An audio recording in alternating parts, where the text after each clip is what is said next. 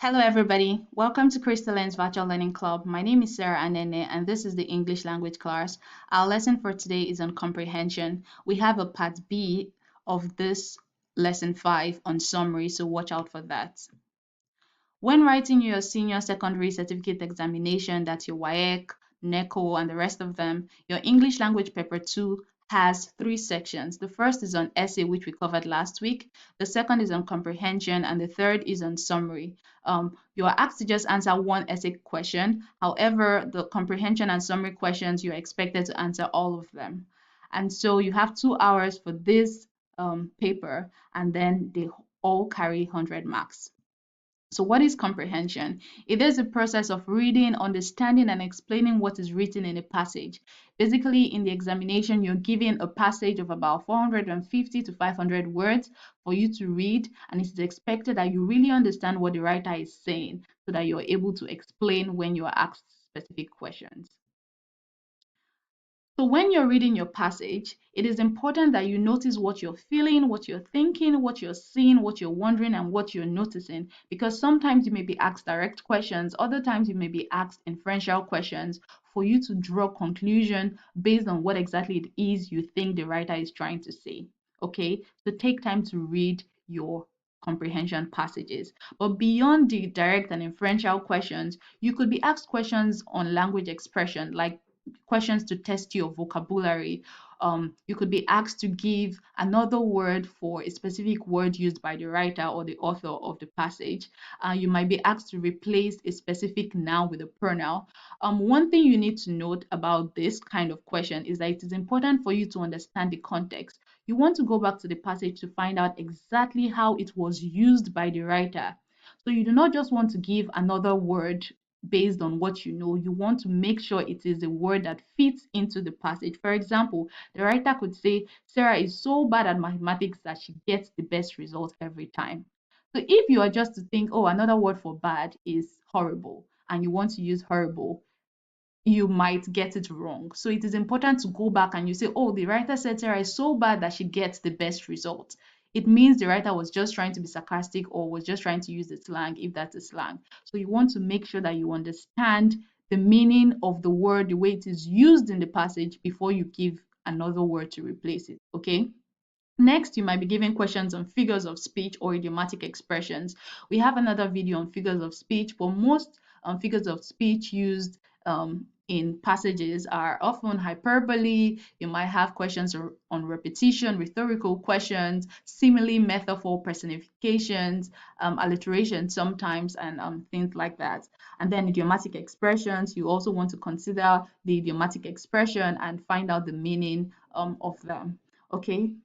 Next, you might be asked questions on grammatical functions of expressions. The writer might give you a phrase and tell you what is the, or a clause and tell you what is the grammatical name for this, what is the, how is it used, what is the function of this specific grammatical name. Okay, so you want to understand that. We are going to do another video on this so that you can really understand how to find out the grammatical name and functions of phrases or clauses. Okay. Next, we have comprehension tips. First, we said here, read the entire comprehension passage before attempting the questions.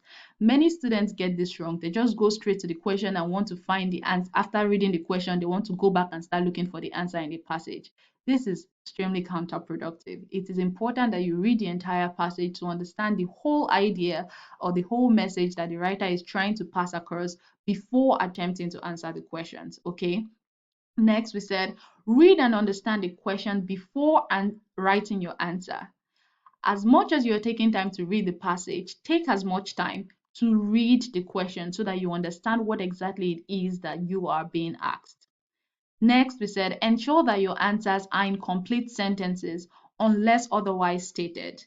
You do not want to write phrases when you're not asked to do so. For example, if you're asked, why does Sarah love Jide? You do not just want to say because Jide is handsome. You want to say Sarah loves Jide because Jide is handsome, or Sarah loves Jide because he is handsome. Okay, so you want to give complete sentences unless you're just asked, give another word for this or give a phrase for this word. Do you understand? Next, avoid mindless lifting of words from the passage unless you are asked to quote the author.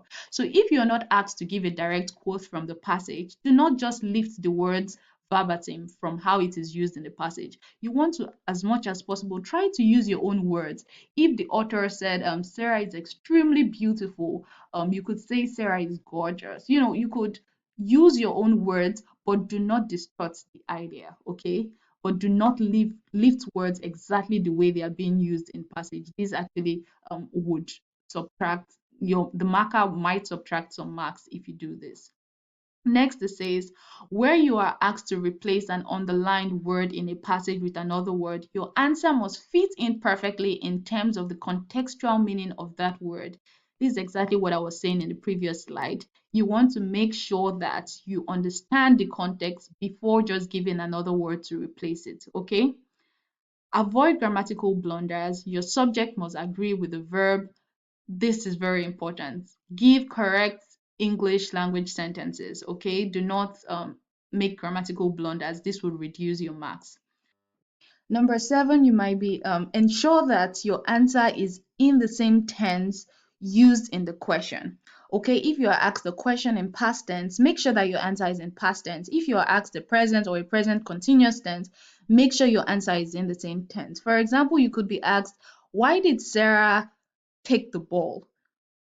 You have did there, and so your answer should be in past tense. You should say Sarah took the ball because whatever it is that your answer is. But if you are asked, why does Sarah like to play? This is present. So you could say Sarah likes to play. It's a present tense. Okay, so make sure you understand the tense used. If you see questions using did, your verb should be in past tense. Okay. And lastly, we said, do not spell words wrongly. Take time to really look through your work to ensure that you do not have wrong spellings so that your answers are not deducted. So we have a few sample of examination questions. You could be asked questions like, why did Dele wake up? This is obviously a direct question. You need to go back to the passage to find out why Dele woke up in the first place. So this says he caught his left toe against a storm and had some misgivings. What does this tell us about Dele? So it depends. You could go back to the passage and read the whole passage and it will give you an idea. This might be an inferential question where you have to draw conclusion based on what the writer has said. But like I said, it is important that you understand the entire message and not just focus on a specific word or phrase.